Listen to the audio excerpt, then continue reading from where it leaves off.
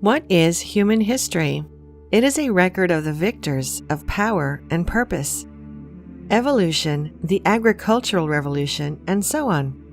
Most are at least vaguely familiar with these concepts.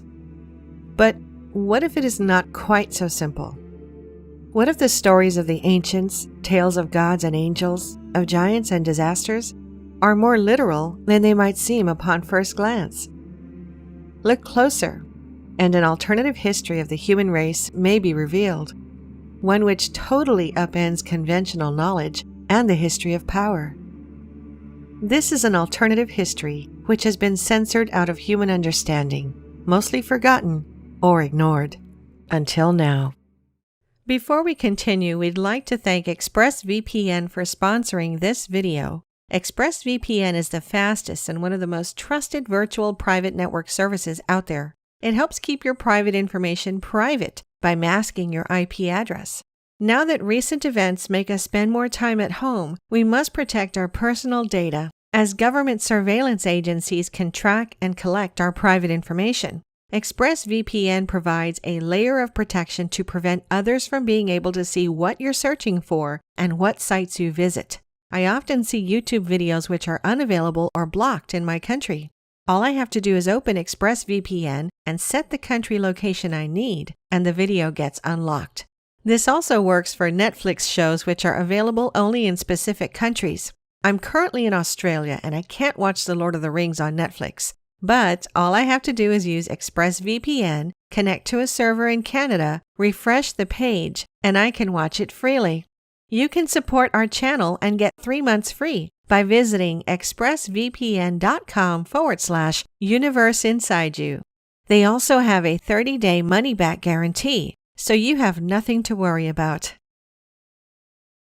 In early 1946, in the region now known as the West Bank, a group of Bedouin teenagers were tending to their sheep and goats near the ancient settlement of Qumran.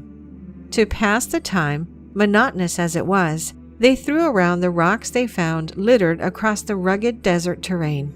When one such rock was thrown into the dark expanse of a cave, the teenagers were surprised to hear a loud, shattering noise echoing from within. Exploring, they found a collection of large clay jars, one of which had been broken. Though they did not know it at the moment, these teenagers had made a historic discovery. Inside the jars were a series of ancient scrolls. In the years that followed this discovery, archaeologists, historians, and treasure hunters would find additional scroll fragments in 10 other caves in the area, their composition forming some 800 to 900 manuscripts collectively known as the Dead Sea Scrolls. Among these manuscripts were large portions of a mysterious, non-canonical religious text which had long been forgotten. It was called the Book of Enoch.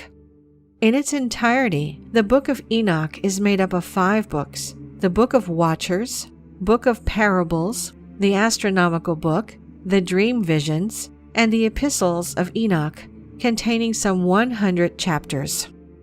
These chapters tell the story of the 7th patriarch in the book of Genesis, Enoch, the father of Methuselah and grandfather of Noah, the same Noah in the biblical story of Noah's Ark. Yet this was not the biblical story of Noah's Ark. In fact, the Book of Enoch provides an entirely different recounting of the events leading up to the Great Flood of Noah's time. That is, a completely different doctrinal history.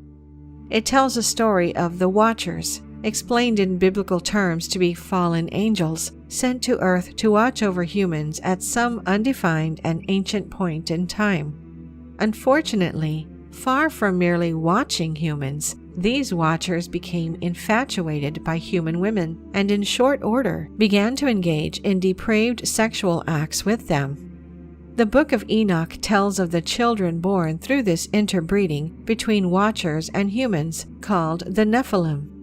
These Nephilim were as described: giants and savages that endangered and pillaged humanity, or, said another way, supernatural man-eating giants. Angered with what the Watchers had done, those described as gods chained them in a subterranean prison deep within the earth. Enoch became the go-between gods and imprisoned watchers. The book describes Enoch's journeys between heaven and earth in his role as an intermediary, how he flew with the angels and saw the rivers and mountains and the very ends of the earth from above. Yet despite Enoch's intervention, the gods decided the atrocity that the earth had become must be punished. Of course, the punishment would be a great flood. This flood would destroy the Nephilim and cement the Watchers in their prison. Beforehand, however, Enoch would be whisked away to heaven in a fiery chariot. Interestingly, the book of Genesis, which tells of the great flood in Abrahamic traditions, references the Nephilim in chapter 6, describing heroes that were of old, warriors of renown. This is not the only place in biblical canon which the Nephilim appear. In Numbers 13, 32, and 33, the Israelites visit a land inhabited by Nephilim, who are so large they make the Israelites look like grasshoppers. Of course, many things in the Bible are seen in modern times as allegorical, that is, more philosophical myth than historical record. There is archaeological evidence of a great flood in the Earth's past, one incidentally also spoken about in countless religious and cultural traditions across the world. Had beings like Nephilim giants actually existed? Surely there would be similar evidence. What if there is? In our 30-minute documentary video about giants, which we linked in the description and comments, we highlighted dozens of stories of enormous skeletons unearthed across North America, together with many newspaper articles from the late 19th and early 20th century, suggesting that ancient giants were indeed real and coexisted with early humans. This is not a phenomenon confined to the United States. Similarly, enormous skeletons have been found in the Amazon rainforest, Africa, and elsewhere. In fact, stories of giants permeate human history and tradition. The famed explorer Marco Polo once wrote of a race of giants in Zanzibar who were so strong they can carry as many as 4 ordinary men, while the people of modern-day Tangier, Morocco, once claimed their city's founder was a giant named Antaeus. According to Irish myth, the so-called Giant's Causeway off the northeast coast of Ireland, an astonishing 40,000 interlocking columns of rock, was built by the Irish giant Finn McCool so that he could walk across the sea to Scotland to fight another giant. Further, stories of giants dot Norse legends and ancient Greek mythology. Perhaps if giants did exist, as these records across countless cultures suggest, then the Book of Enoch is less allegorical than it might originally appear, less fantastical myth, and more grounded in actual history. It is interesting to note that for centuries, the Book of Enoch was an important part of both Christian and Jewish religious traditions. Many, if not most, sects accepted the book as scripture. Further, some have even suggested that the Book of Enoch was the inspiration for the Book of Genesis, due to their many parallels and overlapping stories. The question is thus, what happened?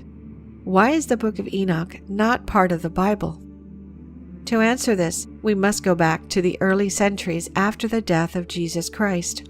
Far from the rigid canon of 39 Old Testament and 27 New Testament books that we know as the Bible today.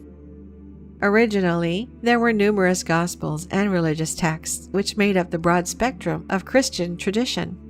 As the Christian religion grew after the death of Jesus, the burgeoning Christian church needed to know which texts should be read and followed, which teachings should be applied, which texts would be deemed as acceptable and divinely inspired.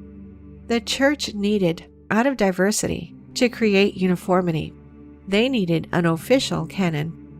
In a story popularized in modern times by Dan Brown's seminal work, The Da Vinci Code, this canonization is remembered as happening somewhat nefariously at the Council of Nicaea in the 4th century. There, according to the story, Emperor Constantine and other high-ranking church authorities shaped the Christian canon to conform to their own secret agenda. Unfortunately, this is not historically accurate. The Council of Nicaea did not determine the official Christian canon. Don't blame Dan Brown. The famed philosopher Voltaire made a similar assertion in the 1700s. But while the story may not be factually accurate, it is accurate in a sense.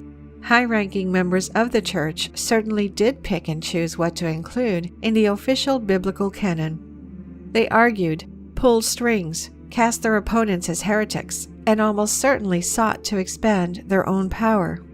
It just didn't take place at a single council, but rather as a much longer process between the 1st and 4th centuries. It is generally understood that by the end of the 4th century, the process was complete and the Bible was officially set, without the Book of Enoch. How could something as influential, if not vital, as the Book of Enoch be left out? To answer this question, one might examine other Gospels which were also censored from the final product. Consider the Gospel of Peter, a fragment of which was found in Egypt in 1886, which tells the long-missing story of a resurrected Jesus leaving his tomb and features 2 gigantic angels and a floating cross that talks. And they heard a voice from the heavens saying, "Thou hast preached to them that sleep." And a response was heard from the cross, "Yea." Or consider the Gospel of Mary, that notorious work in which Mary Magdalene is named not only as one of Jesus' disciples, but his favorite one, perhaps even his wife. Within this Gospel, the disciple Peter asks why he and the other disciples should listen to Mary, a woman, to which Matthew responds, "If the Savior made her worthy, who are you then, for your part, to cast her aside? Surely the Savior knows her full well. That is why he has loved her more than us." Like the Book of Enoch, these Gospels tell extraordinary and history-challenging stories. Perhaps then it should be no surprise that these texts were censored out by early power brokers of the official Christian canon. It stands to reason that the Book of Enoch may have been totally forgotten, if not for its survival in small Orthodox sects of Ethiopian Jews. In fact, the only pre-modern version of the text was written in Ge'ez, an ancient African language. It was this version which Richard Lawrence, the Archbishop of Cashel, used in 1821 to produce the first ever English translation of the book, the version used to inform study of the Dead Sea Scrolls.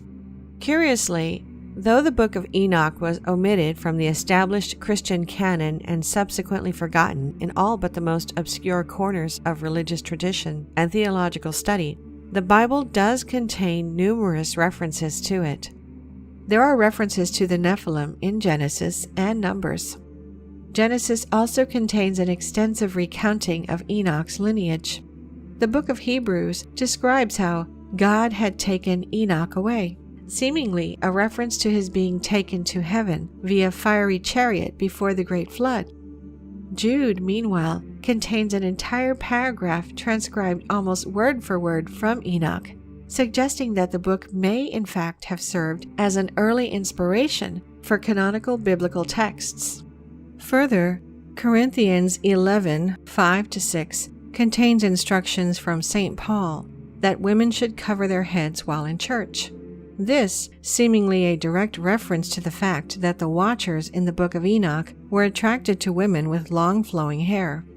This is a practice which remains in Roman Catholicism and Islam to this day. Though it was censored, even forgotten, the Book of Enoch never truly disappeared. There is something deeper behind the Book of Enoch and its incredible stories. Something which goes beyond simply whether or not it is part of the Christian canon. It has been pointed out that Enoch, the 7th patriarch of the Bible, seems to reflect the 7th antediluvian king Enmedarana in Babylonian tradition. The ancient Greeks believed Enoch to be the same as the god Hermes, while ancient Egyptians had someone similar in their own tradition. The examples could continue, and so it must be asked, why does Enoch, no matter his name, keep appearing in the traditions of the ancients? The answer may go back further than the Greeks, Egyptians, or even the Babylonians, back to the ancient Sumerians. According to Sumerian texts, Earth was visited by a group of supernatural beings sometime in the distant past. These visitors are described in Sumerian tradition in a way that is eerily similar to descriptions of the Watchers in the Book of Enoch. Instead of Watchers, however, Sumerians call these beings the Anunnaki, which literally means those who came from the heavens. They were gods to the Sumerians. To modern thinkers like Zecharia Sitchin and Eric von Daniken, they were an ancient race of aliens who came to Earth. Interestingly, Sumerian texts tell stories of these Anunnaki, much like the Watchers, beginning to interbreed with human beings, creating an entirely new species in the process, reflecting the creation of the Nephilim. Like the gods of the Book of Enoch, the Anunnaki became angered with the condition of the earth and brought about a great flood. Is it possible the Book of Enoch, as well as other related traditions, are simply retelling the older Sumerian story of the Anunnaki? Consider the agricultural revolution, which began around 10,000 BCE, during which time human beings transitioned from a lifestyle of hunting and gathering to one of agriculture and settlement. According to historical record, as early as 9500 BCE, in what is now modern Kurdistan, barley, wheat, and rye were being cultivated. Oats, peas, and lentils were being grown, while goats and sheep were domesticated. Some 500 years after that, copper and lead smelting were taking place in the region, alongside weaving and pottery making. Additionally, this ancient Kurdish culture was the first to develop a script, standing as one of humanity's earliest literate societies. Some have asked how human beings could have made this jump so fast. Interestingly, the Kurdish people claim to be the descendants of the children of the jinn, the children of spirits. Is this an ancient cultural reference to the procreation between Anunnaki and human women? According to the Sumerians, it was the Anunnaki who brought advanced knowledge and technology to human beings, lending a helping hand, as it were, to the progression of human civilization. Many have suggested that this explains seemingly impossible monuments like the pyramids of Giza or Teotihuacan, those ancient monuments of extraordinary sophistication, which is completely unexplained by the cultural and social circumstances of historical record. Perhaps this also explains how human beings were able to transition from nomadic hunter-gatherers to sophisticated civilizations in a historically insignificant amount of time. Incredibly, the Book of Enoch describes an almost identical process taking place, with the Watchers mirroring the Anunnaki in providing humans with advanced knowledge and technology. They teach humans metallurgy and mining, science and medicine, how to read and write, and how to read the stars. They teach humans to wear cosmetics and make jewelry, and reveal the secrets of the art of war.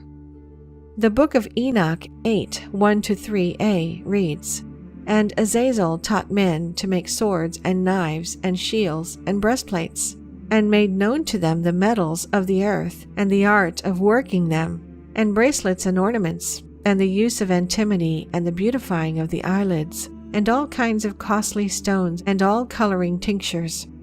And there arose much godlessness, and they committed fornication, and they were led astray and became corrupt in all their ways." Was the Book of Enoch in this way merely reflecting and retelling the story of the Anunnaki?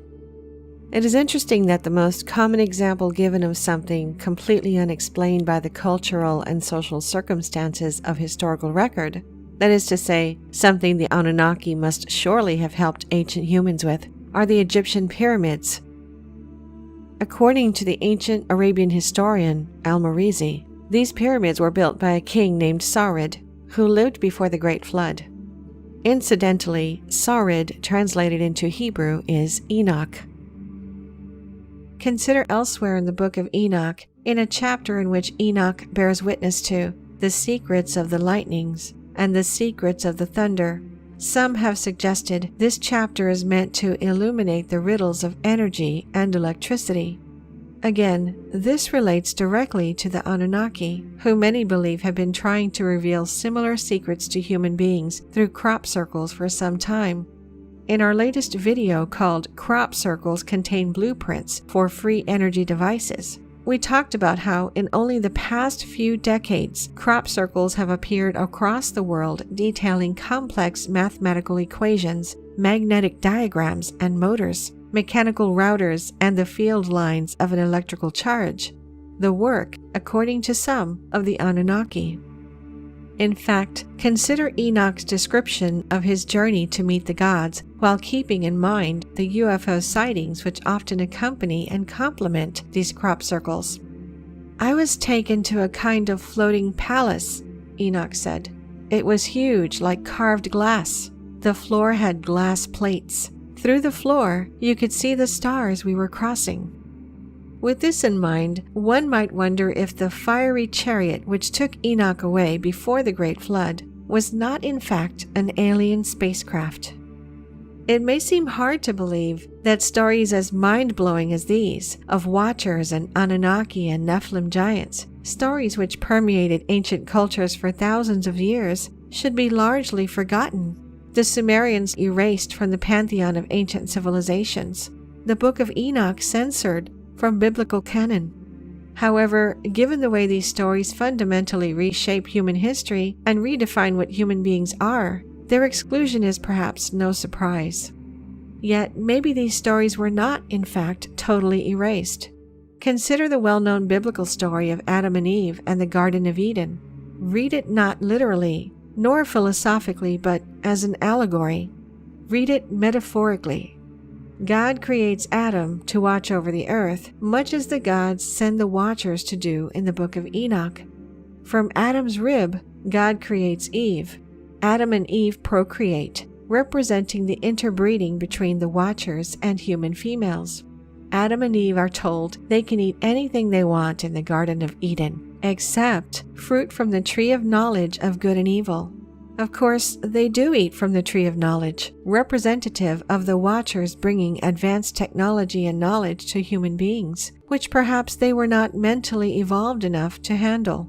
Just as eating from the tree of knowledge provided Adam and Eve with the knowledge of God, so too did the Book of Enoch describe how the watchers revealed the eternal secrets which were preserved for heaven, which men were striving to learn. Reading the story of Adam and Eve this way, it is easy to see the parallels between it and the Book of Enoch. And perhaps that is just the point. Perhaps the people who wrote the story of Adam and Eve were simply retelling the stories in the Book of Enoch in their own way. Retelling the Sumerian story of the Anunnaki, as so many across religions and cultures had before them, inserting this crucial piece of human history allegorically into their own religious canon, so that these ancient records could continue to exist. What is human history? Is it that which is understood through officially sanctioned history books? Or is it something deeper, something more incredible, if perhaps forgotten? Maybe the answer has been hiding in plain sight the whole time.